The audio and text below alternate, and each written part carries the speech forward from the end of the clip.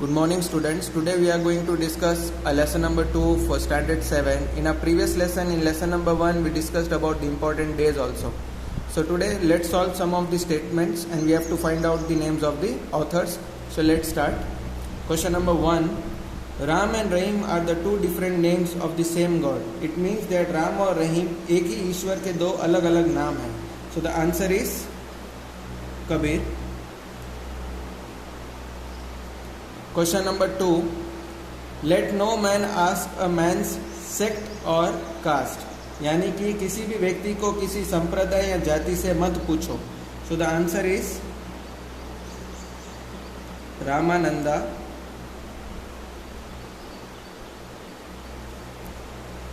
Question number 3. Peace cannot be kept by force. It can only be achieved by understanding. Means शांति किसी दबाव के जरिए नहीं रखी जा सकती या केवल आपसी तालमेल के द्वारा प्राप्त की जा सकती है. So the answer is Albert Einstein. Question number 4. A business that makes nothing but money is a poor kind of business.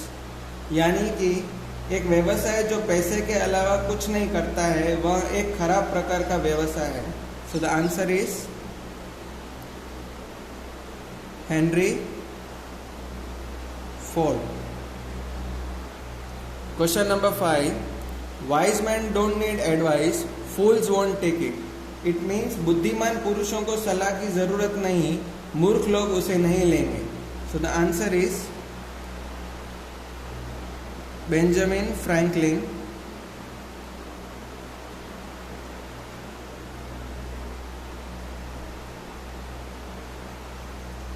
Question number 6. Let us never negotiate out of fear, but let us never fear to negotiate. यानी कि आइए हम डर से कभी बातचीत ना करें, लेकिन हमें कभी भी बातचीत करने से नहीं डरना चाहिए. सो the answer is John F Kennedy. Question number 7. Our lives begin to end the day we become silent about the things that matter. यानी कि हमारा जीवन उस दिन को समाप्त करना शुरू कर देता है जब हम उस चीज के बारे में चुप हो जाते हैं. So the answer is Martin Luther king junior. Question number 8. Am I not destroying my enemies when I make friends of them? यानी कि क्या मैं अपने शत्रुओं को तबाह कर रहा हूँ जब मैं उनका मित्र बनाऊं? सो the answer is Abraham Lincoln.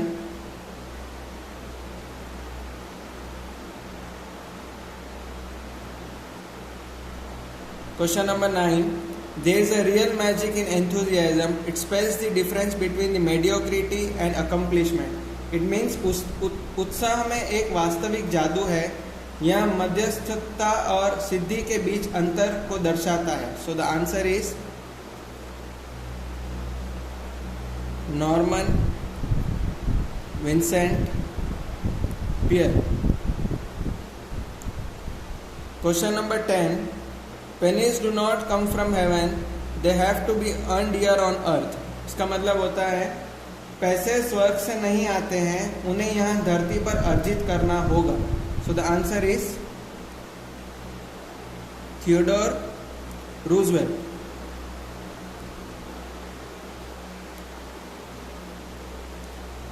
Question number 11. Selfishness and greed, individual or national, cause most of our troubles. यानी कि स्वार्थ या लालच, व्यक्तिगत या राष्ट्रीय, हमारी अधिकांश परेशानियों का कारण बनता है. So the answer is Harry S Trueman. Then we have question number 12. To be prepared for war is one of the most effective means of preserving peace. यानी कि युद्ध के लिए तैयार रहना शांति बनाए रखने के सबसे प्रभावी साधनों में से एक है. So the answer is George Washington. Question number 13. Ability may get you to the top, but it takes the character to keep you there. यानी कि क्षमता आपको शीर्ष पर पहुंचा सकती है, लेकिन यहाँ आपको यूं रखने के लिए चरित्र लेता है. So the answer is John Wooden.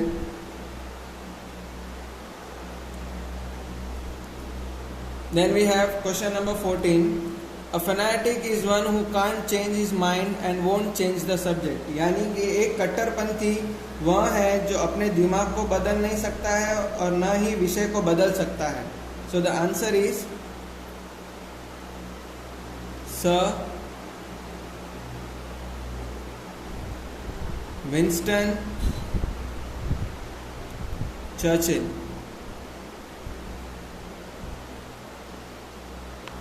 Question number 15. When the people fear the government, there is a tyranny. When the government fears the people, there is liberty. यानी कि जब लोग अपनी सरकार से डरते हैं वहाँ अत्याचार होता है, मगर जब सरकार लोगों से डरती है तो स्वतंत्रता होती है. So the answer is Thomas Jefferson. Question number 16. No man is above the law and no man below it. इसका मतलब होता है कोई भी आदमी कानून से ऊपर नहीं है और कोई भी आदमी उससे नीचे नहीं है. So the answer is Margaret Thatcher.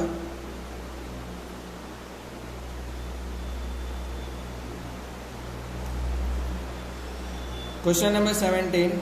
Old age is like a plane flying through a storm. Once you are aboard, there is nothing you can do. So इसका आंसर हम यहाँ लिखेंगे क्योंकि इसके लिए ब्लैंक नहीं है. इसका मतलब होता है वृद्धावस्था एक तूफान में माध्यम से उड़ान विमान की तरह है. एक बार जब आप उसमें सवार होते हैं तो आप कुछ नहीं कर सकते. So the answer is Golda Meir. Question number 18. First gain the victory and then make the best use of it you can. इसका मतलब होता है पहले जीत हासिल करें और फिर आप इसका सबसे अच्छा उपयोग कर सकते हैं. So the answer is Admiral Nelson. Then we have question number 19. Honor sinks where commerce long prevails. इसका मतलब होता है सम्मान डूबता है जहाँ वाणिज्य लंबे समय तक रहता है. So the answer is Oliver Goldsmith. Question number 20. Freedom is in peril, defend it with all your might. इसका मतलब होता है स्वतंत्रता संकट में है, हमारी पूरी ताकत से इसका बचाव करें. सो the answer is Pandit Jawaharlal Nehru.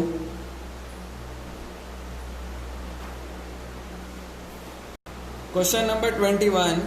Give me blood I will give you freedom. इसका मतलब होता है मुझे खून दो मैं आपको आज़ादी दूंगा. Answer is Subhash Chandra Bose.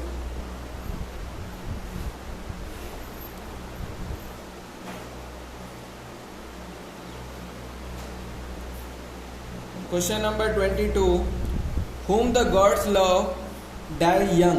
इसका मतलब होता है जिसे देवता प्यार करते हैं वह युवा मर जाते हैं. So the answer is Lord Byron. Question number 23. Give us good mothers and I shell give you a good nation. इसका मतलब होता है हमें अच्छी माताएं दो और मैं तुम्हें एक अच्छा राष्ट्र दूंगा. सो the answer is Napoleon. Then we have question number 24. Our sweetest songs are those that tell of saddest thought. इसका मतलब होता है हमारे मधुर गीत वे हैं जो सबसे दुखद विचार के बारे में बताते हैं? So the answer is P B Shelley.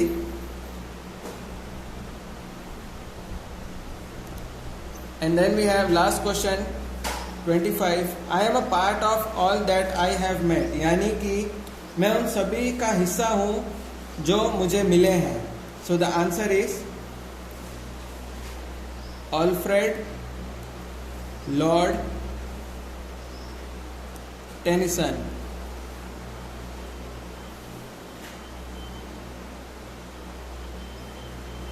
So these were the different types of statements and the author's name. Thank you.